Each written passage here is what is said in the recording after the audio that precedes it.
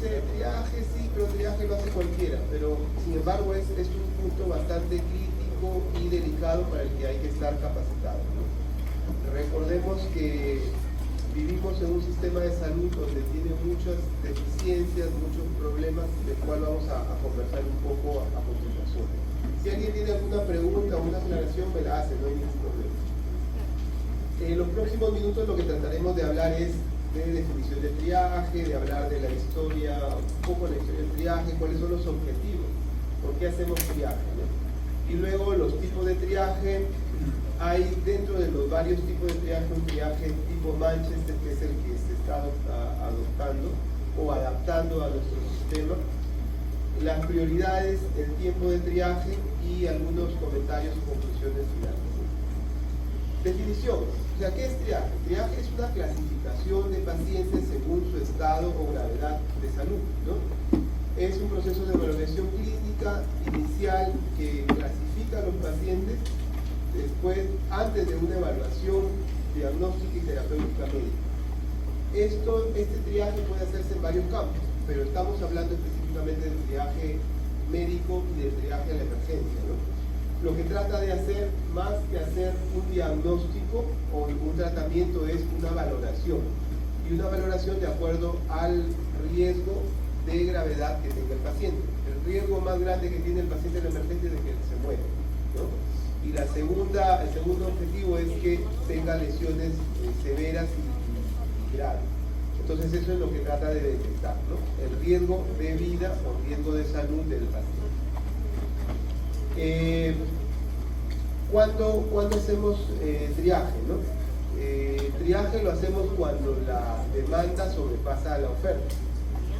Hay lo clásico de los servicios de urgencias o de emergencias en los hospitales están abarrotados de pacientes porque tiene varios problemas del sistema de salud y no podemos atender de acuerdo al orden de llegada, ¿no? Porque se nos podrían morir muchos pacientes graves que han llegado después. Otros eventos donde puede hacerse es cuando hay desastres, ¿no? Ya sea desastres naturales o desastres provocados. Y cuando ustedes estén yendo a los hospitales van a ver esto, ¿no? Bueno, quizás, no, estas son de la época pre-COVID, pero el COVID nos cambió mucho estos 2 años, pero ahora que pasó el COVID hemos vuelto a casi lo mismo. Y vamos a tener situaciones muy similares en nuestros medios, ¿no? Y les comentaba a los alumnos que ya han ido a alguna de las prácticas que no solamente esta situación se ve en la salud, también se ve en el Ministerio de Salud e incluso en algunas instituciones del sector privado. Entonces, este concepto de triaje, priorización y evaluación rápida del paciente vamos a tenerla para varios sectores a donde nos toque trabajar. Y es parte de la formación del médico. El triaje viene del verbo triar, que es escoger o seleccionar, ¿no? El objetivo inicialmente apareció en las guerras, ¿no? En las guerras napoleónicas, cuando lo que se trataba de hacer es rescatar al mayor número de soldados heridos en las batallas y se trataba de rescatar a los salvables o recuperables, entre comillas, ¿no? ¿Para qué? Para poder tratar de tener más personal para continuar en la batalla, ¿no? O tratar de recuperar la mayor cantidad de vidas. Sin embargo, con el tiempo esto se ha ido adaptando a varios aspectos y uno de ellos ha sido el sistema de salud en el que estamos trabajando. El triaje debe ser rápido, completo, preciso y seguro.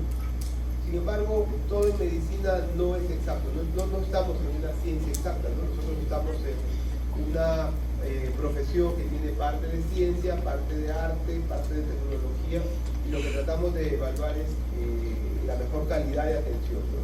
Pero sí debe ser rápido, es una de las características que debe tener esto, ¿no? Rápido, preciso y tratar de tener la menor cantidad de errores posible, ¿no? Ahora, ¿quién debe hacer triaje?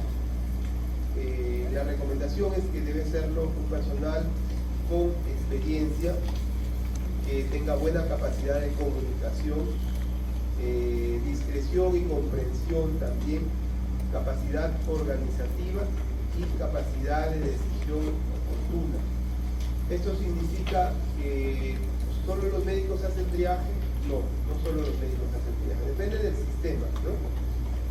ideal sí sería que un médico haga triaje y un médico con experiencia. Sin embargo, de acuerdo a los sistemas de salud, a veces el médico es el personal más escaso y debería estar para labores que demanden un poco más de sus competencias o sus habilidades, ¿no? En muchos sitios, incluso en el extranjero, en Estados Unidos, por ejemplo, las enfermeras, licenciadas de enfermería son las que hacen triaje con la capacitación adecuada, ¿no? Sin embargo, de acuerdo a cómo estemos organizados, se va a distribuir el personal, ¿no? Un ejemplo claro es el Hospital Rebagliati. Creo que todos van a pasar por ahí, van a conocer, o la Almenara, ¿no? Los hospitales más grandes de salud, y casi siempre se envía un médico para hacer el triaje. Pero es un hospital que tiene diariamente o por turno más o menos 40 o 50 médicos. Entonces sí puede destinar un médico para que haga un triaje. Aparte tiene el doble de personal de enfermería, el doble de personal técnico y otras áreas, ¿no? Entonces, la cantidad de pacientes que acuden diariamente o por turno son más de 100 o 200 pacientes. Entonces se necesita un personal más capacitado para hacer esto. En otros establecimientos donde solo hay uno o dos médicos, es lógico que el médico vaya a hacer triaje y se quede en las otras salas sin médico, ¿no? Entonces depende de la organización de cada uno de los establecimientos donde se haga. ¿Cuáles son los objetivos del triaje? Los objetivos del triaje, en primer lugar, es identificar rápidamente a los pacientes en riesgo vital. Como les decía, en la emergencia lo que se trata es de evitar la muerte del paciente, y no solo evitar la muerte, sino evitar las secuelas graves. Para eso hay que tratar de evaluar rápidamente. Luego, un registro adecuado y oportuno de pacientes. Luego, lo que va a asignar el triaje no es un diagnóstico, no va a dar un tratamiento tampoco, sino lo que va a asignar es una prioridad. O sea, priorizar la función o la atención del paciente que está consultando, solicitando esta atención. El triaje es dinámico, puede haber una reevaluación. O sea, no es que ya lo vi y así queda, ¿no? El paciente puede haber tenido un estado clínico al momento de verlo, pero en minutos algunas enfermedades se descompensan gravemente y pueden ser reclasificados, ¿no? Debe hacer una derivación al área más apropiada, una distribución adecuada del personal, dar información adecuada, ¿no? Si bien es cierto, cuando hay muchos pacientes, vienen con muchos familiares, los familiares son demandantes, o sea, exigen atención rápida porque lo ven mal. Sin embargo, muchas veces no entienden que la gravedad no solamente se mide de acuerdo a lo que uno ve, ¿no? Sino de acuerdo a los signos vitales y a la experiencia que tenga el personal que está evaluando. Sin embargo, necesita un equipo, ¿no? Un solo médico no puede estar evaluando un paciente, dando información al otro y tratando de registrar a otro, ¿no? Entonces, de acuerdo a la cantidad o a la distribución del personal, debe hacerse esto. Y el objetivo del triaje es disminuir la congestión y dar una atención de calidad de todo el servicio o el sistema donde se está trabajando. Ahora, existen varios tipos de triaje, ¿no? Como les comentaba, el triaje lo que trata es de organizar, priorizar la atención de las personas. ¿Eso cuál es? Por este motivo tenemos un triaje prehospitalario que puede ser primario o secundario, ¿no? El primario es en el momento del evento, ¿no? Y el secundario es cuando ya ha tenido un triaje primario y se vuelve a retriar o a hacer un triaje nuevamente. El triaje hospitalario más conocido es el de los servicios de urgencias o emergencias, porque allí se concentra la mayor cantidad de demanda de pacientes porque no tienen atención en consulta externa, no tienen citas para su atención o salen de alta.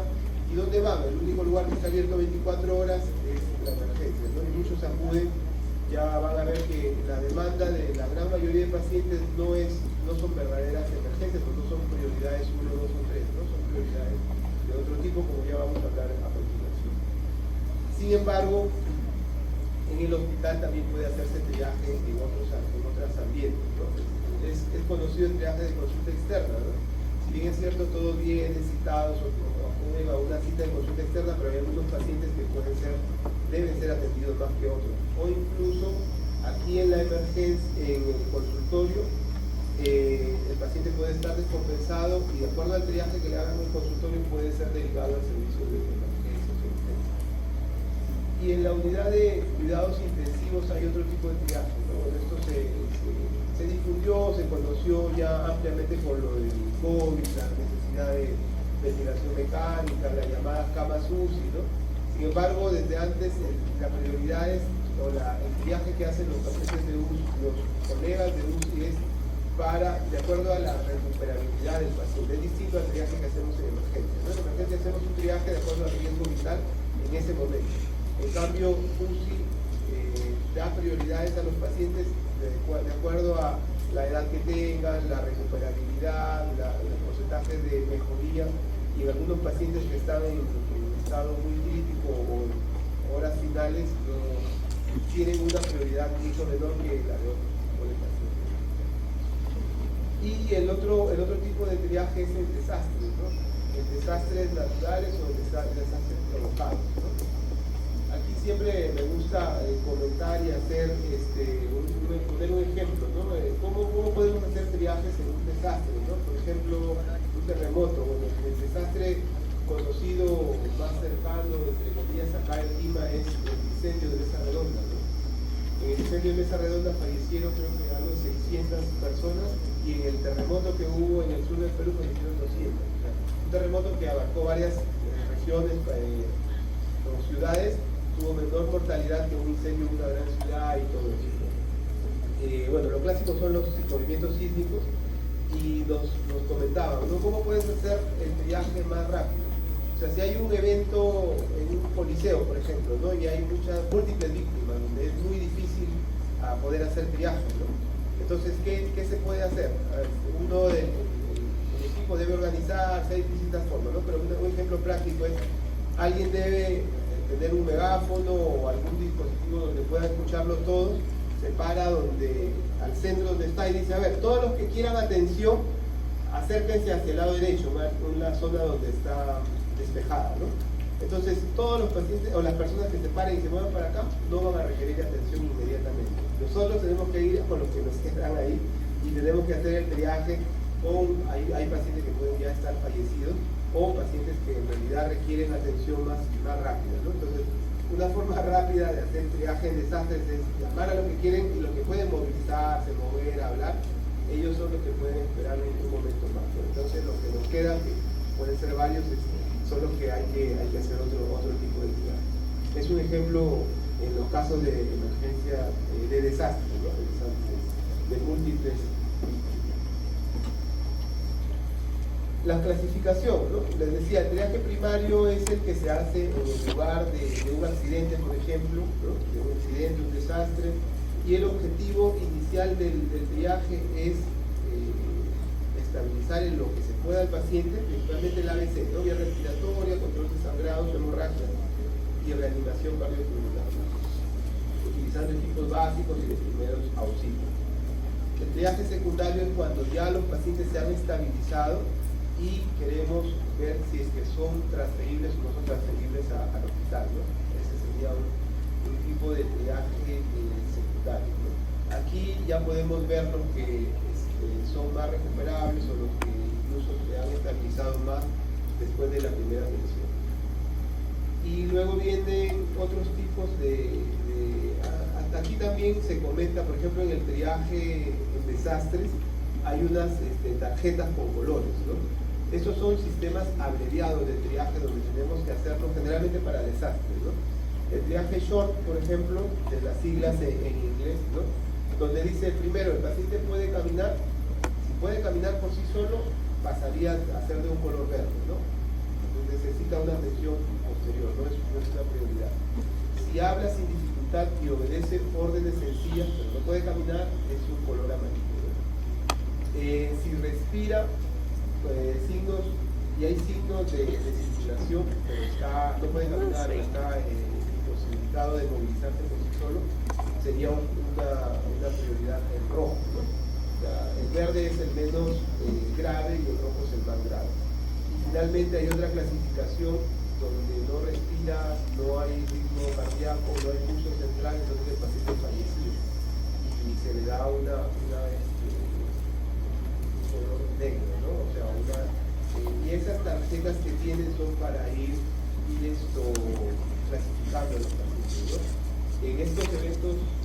esos desastres es duro, porque a veces uno tiene que ver o dejar a pacientes que ya no tienen signos vitales, que han fallecido, para tratar de ayudar a uno o más pacientes que todavía pueden ser recuperados, ¿no? Pero así de grave puede ser la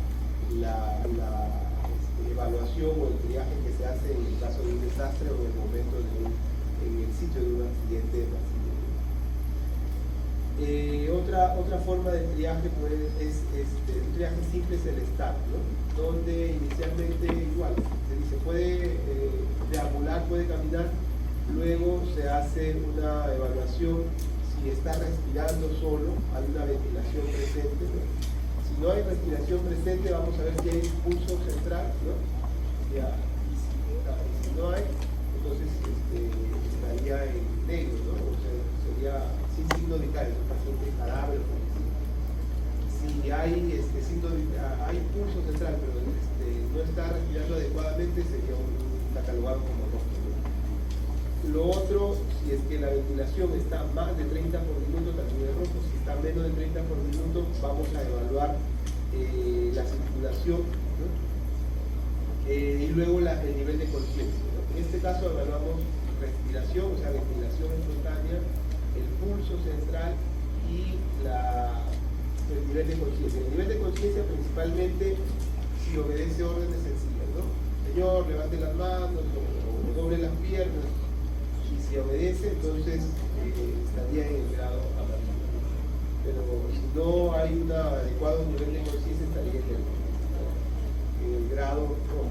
Entonces, verde, amarillo, rojo y negro son las clasificaciones de este triaje, esos tipos abreviados de triaje. Ahora, específicamente el triaje en las urgencias o en emergencias, ¿no? Se realiza en el nivel hospitalario, en las salas de urgencias o emergencias. Se realiza cuando hay mucha demanda, ¿no? No es necesario cuando los pacientes que llegan son pocos y son cada cierto tiempo, no hay una cola de pacientes, pero cuando son múltiples los pacientes, por ejemplo en la emergencia del Rebagliati, ¿no? El peor día es los lunes. Ya sabemos que los lunes a partir de 7 de la mañana tenemos una cola de 20, 30, 40. Va siguiendo, avanzando en la mañana, todos los pacientes que no consiguieron cita y consulta externa están viniendo ahí. Y hasta las 11 de la mañana tenemos más de 100 o 250 pacientes que solicitan atención de emergencia. Como les decía, muchos de los pacientes no son verdaderas emergencias, ¿no?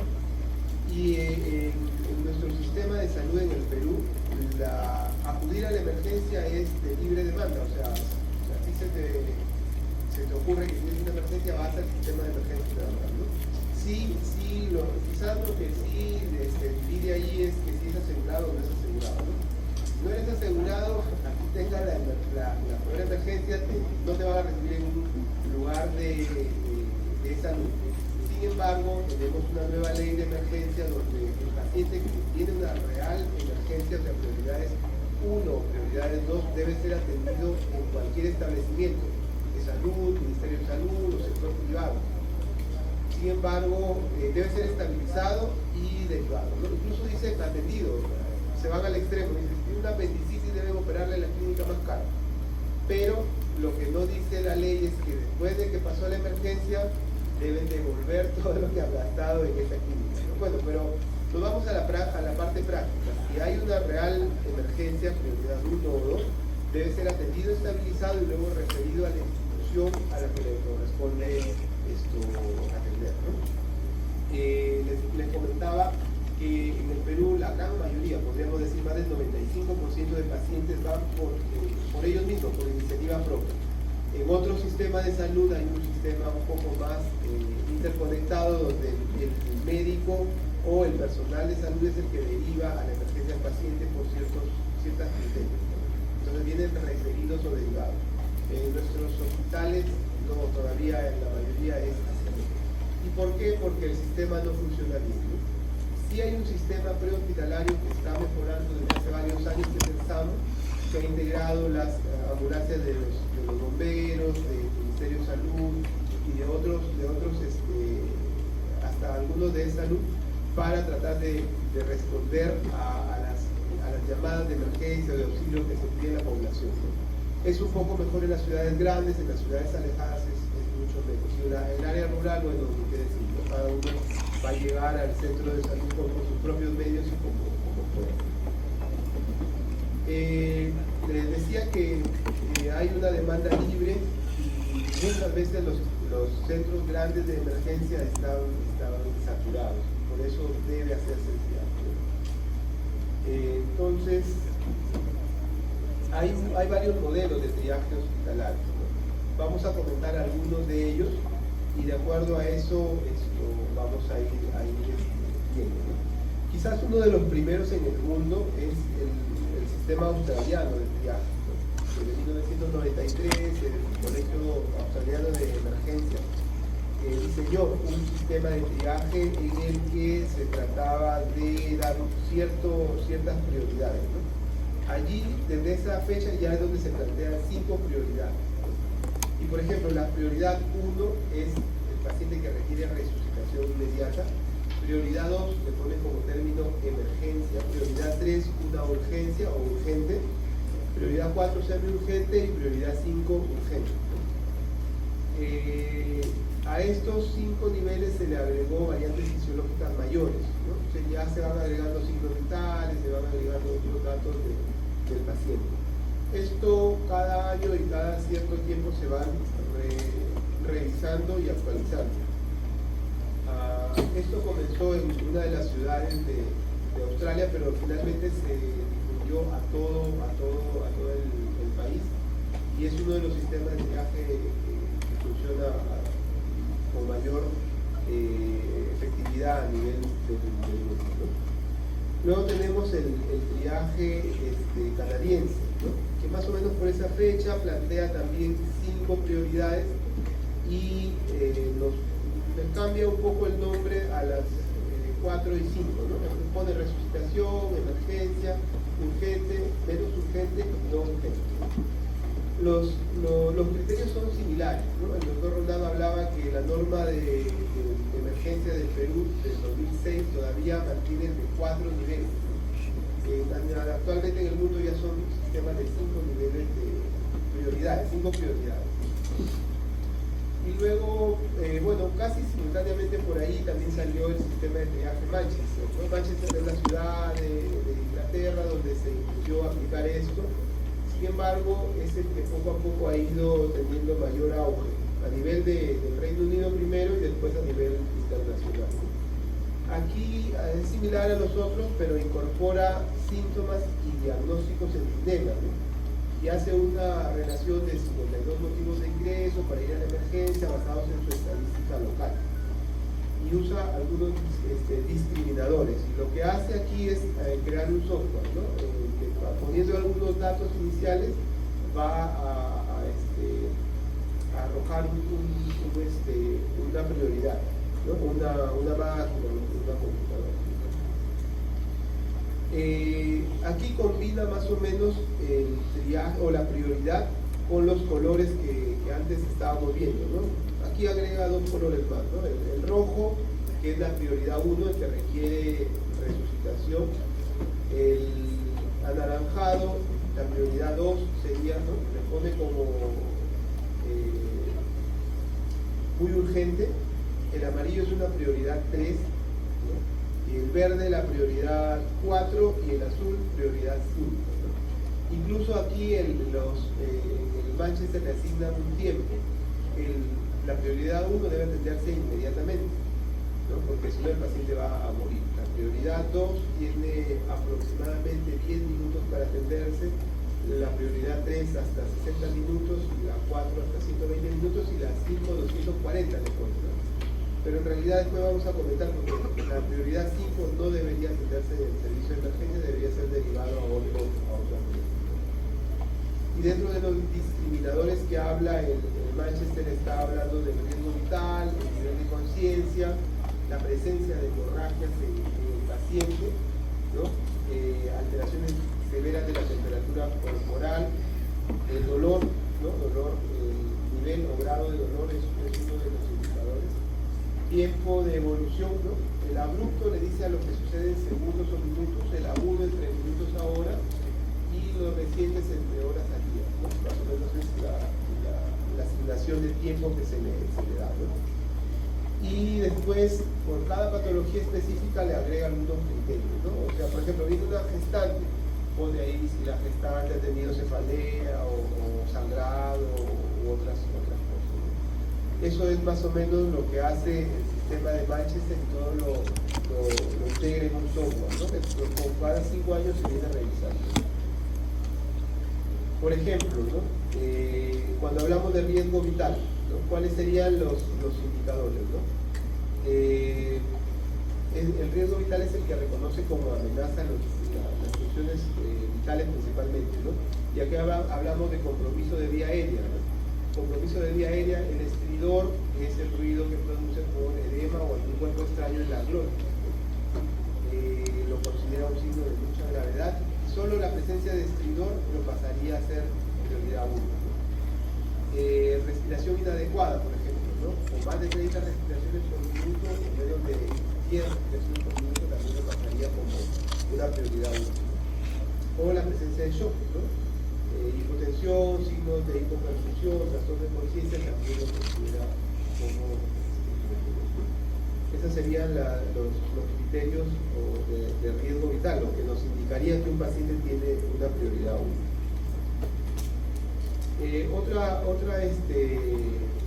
consideración es el nivel de conciencia, ¿no? Por supuesto que este triaje va a variar en adultos y en niños, ¿no? Incluso ahí hay unos parámetros específicos para niños. La presencia de una convulsión, de un episodio convulsivo tónico-clónico generalizado, es un indicador directo para pasar a prioridad 1. El paciente con alteración de conciencia, pero que responden a la voz o al dolor, podría ser una prioridad 2, ¿no? No necesariamente prioridad 1. Y aquellos pacientes que han tenido criterios previos de alteración de conciencia se consideraría prioridad 3, pero en ese momento ya no tienen la alteración de conciencia. Ahora, por ejemplo, el dolor abdominal, ¿no? ¿Cómo consideraríamos un dolor abdominal, ¿no? El dolor abdominal que tiene respiración inadecuada, que está con shock o que tiene la vía aérea comprometida, directamente prioridad 1. Si este paciente con dolor abdominal ha tenido vómitos por sangre, ¿no? O emisión de sangre fresca en las heces, o sea, sangre evidenciado o sangrado vaginal o hipertermia, más de 41 de temperatura, esto lo consideran ya directamente como prioridad 2. Pero si el paciente tiene una historia de deposiciones negras ya de varios días, ¿no? Con fiebre alta o otro tipo de dolor, pero dolor intenso, podría ser clasificado como prioridad 3. Un paciente con vómitos, con dolor reciente moderado, el dolor no es muy severo y el problema ya tiene varios días, puede ser considerado como prioridad 4, ¿no? Una prioridad con color verde. Y si no tiene ningún signo de alarma y estos eventos ya es crónico y repetitivo, sería una prioridad 5, que no sería una urgencia. El otro sistema de triaje que es conocido y utilizado es el triaje ESI, ¿no? Emergency Severity Index de Estados Unidos, que salió desde el 99, pero es el que utilizan actualmente y lo están revisando. Este sistema utiliza similar al Manchester, lo tiene como referente al Manchester, pero utiliza otros discriminantes claves, y aquí incluye el concepto de consumo de recursos, no solamente es los signos vitales. Por ejemplo, prioridad 1 y prioridad 2 son casi similares en todos los sistemas de triaje, eso no va a cambiar.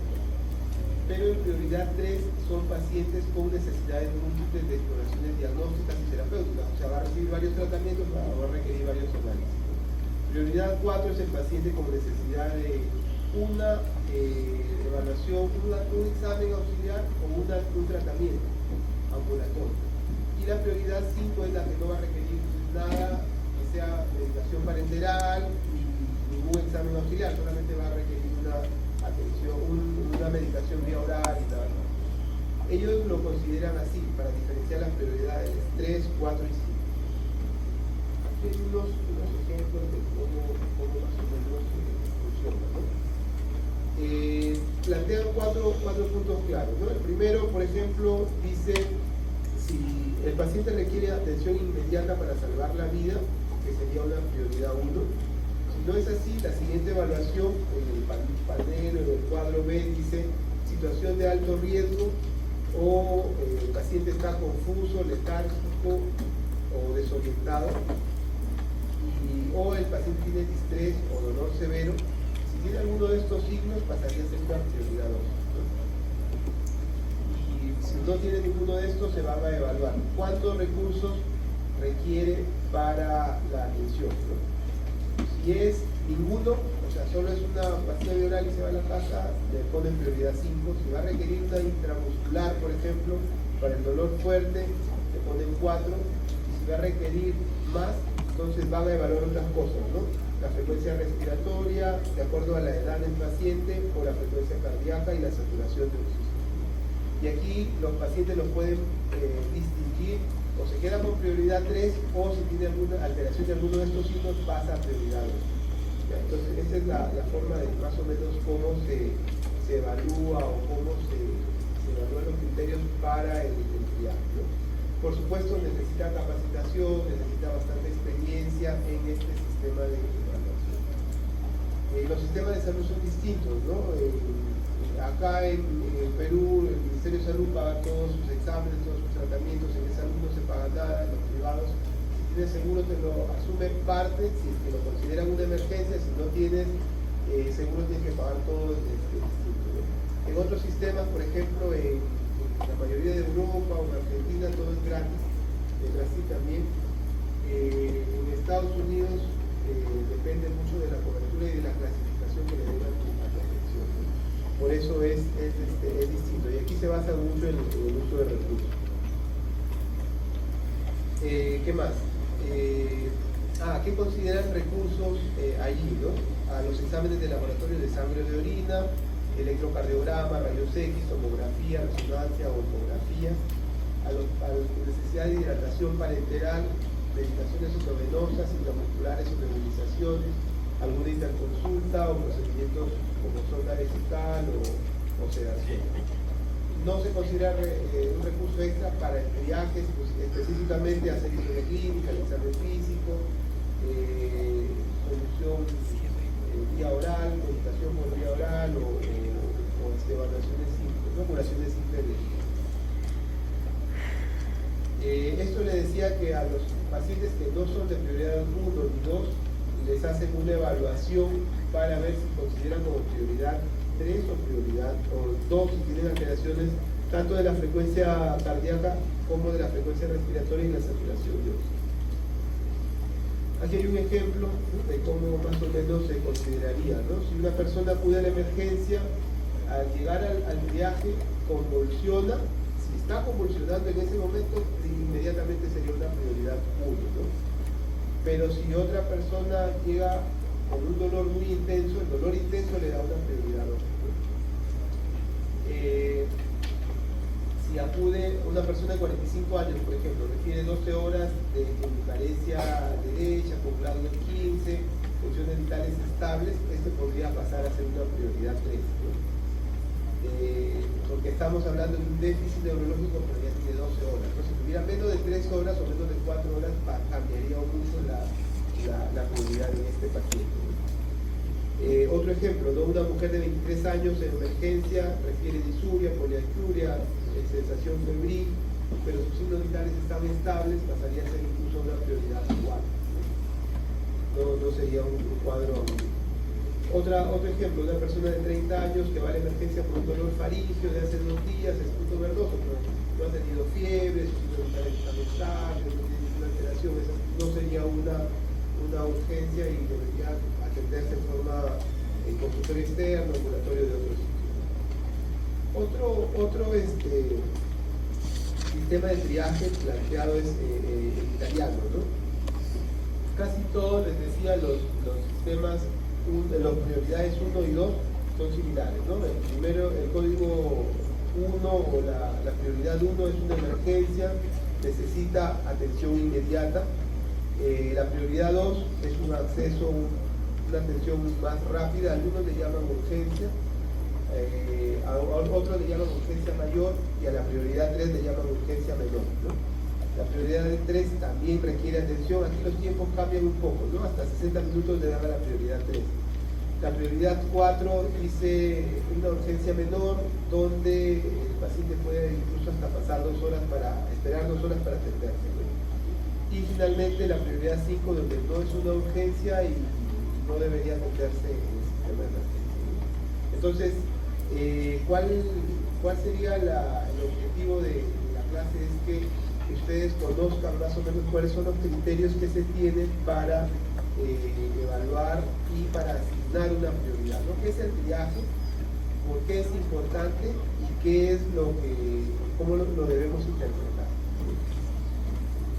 Aquí hay ejemplos de lo que hicimos en el hospital, ¿no? En el hospital, en el año 2015, a ver si más o menos, no, en 2018 nos pasamos de la emergencia antigua, que es la misma estructura del Hospital Rebagliati, a un edificio nuevo, ¿no? A finales del 2018.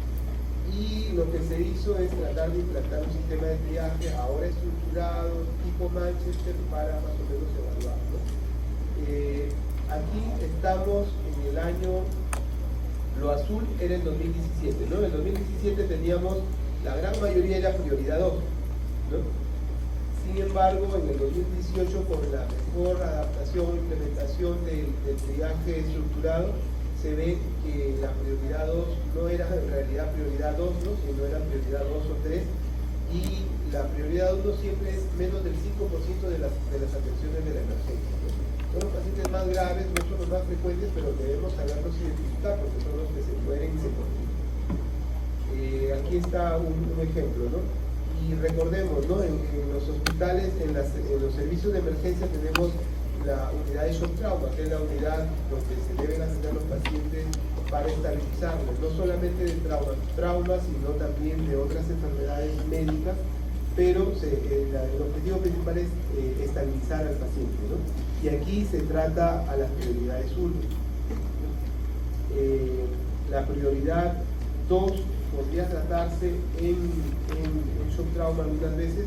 En nuestro hospital hay un tópico de atención de prioridades 2, tópico de prioridad 2, donde debería tener mayor personal y dirigido a atender más rápido al paciente, ¿no?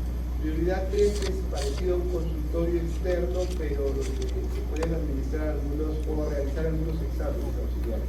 Y prioridad 4 en realidad debería atenderse la consulta externa o en un tiempo antes de la pandemia teníamos tópico de alivio, le decían, donde se iba un paciente, le recetaban una ampolla, una pastilla y después debería irse a su policlínico, a su centro de salud a seguirse atendiendo. Entonces esa era la redistribución. ¿Y qué nos ayuda? ¿A qué nos ayuda el triaje?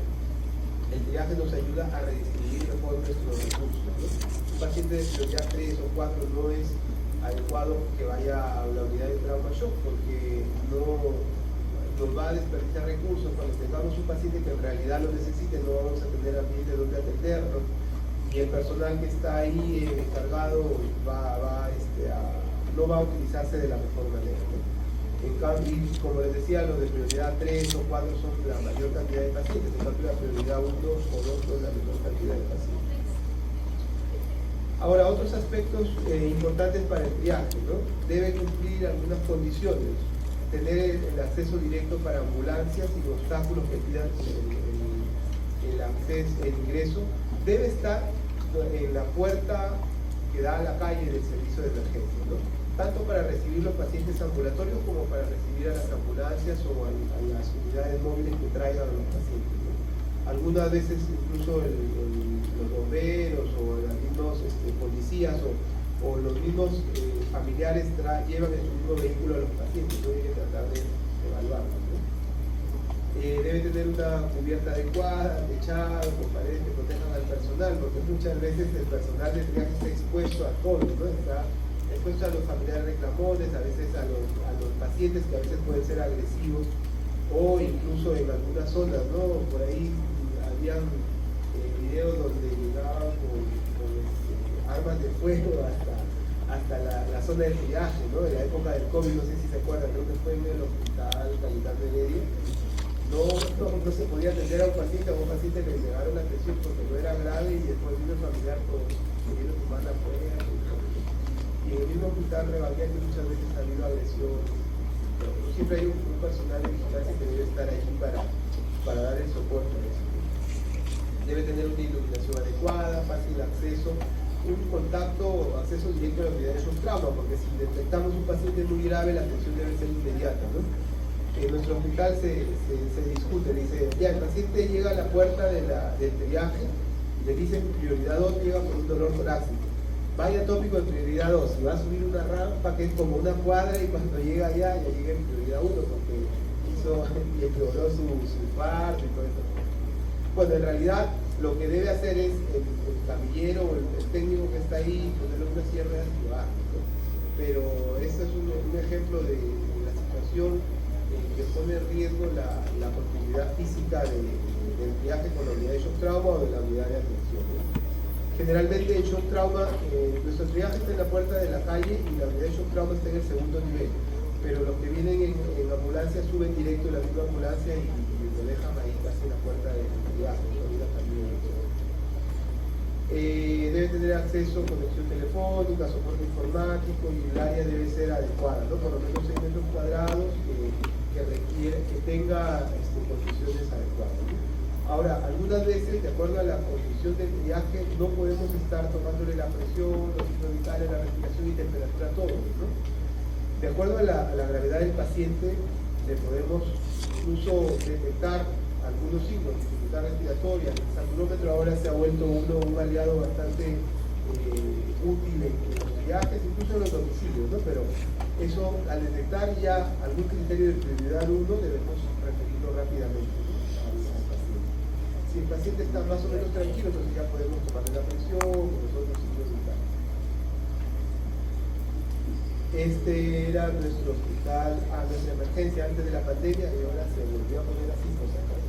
De la pandemia todos se alejaron, los primeros meses no había nadie, pero el área de COVID sí estaba repleta. La emergencia de Rebaquea es una de las que soportó por años, 2 años, los pacientes COVID, la gran mayoría de pacientes COVID en Rebaquea. Se hizo triaje especializado, ¿no? El triaje respiratorio y el triaje común, entre comillas, ¿no? O sea, todo el paciente tiene tos, fiebre, dolor de garganta, vaya al triaje respiratorio, ¿no? Y después ya lo derivaban a otra clínica. Con esto de la viruela del mono, la viruela sina, también se hizo algo parecido. Estábamos saliendo del COVID y vino esto, pero no fue nada comparado con lo del COVID, ¿no? Hay una área todavía en la emergencia donde dice área de triaje especializado, ¿no? Diferenciado. Área de triaje diferenciado, ¿no? Esto nos enseña para próximas pandemias cómo más o menos debemos responder, ¿no? Y algo que surgió en la parte virtual o la telemedicina que debemos tratar de sacar lo mejor para esto, ¿no? Existe un triaje telefónico, en salud lo están implementando, pues no está muy completo, pero debemos saber que existe, ¿no? Triaje telefónico debe tener una supervisión médica y de acuerdo a eso va a ser derivado a un triaje físico o a un ambiente donde pueda ser atendido el paciente, ¿no? Pero eso es como una parte complementaria a lo que corresponde al triaje. Bueno, y aquí les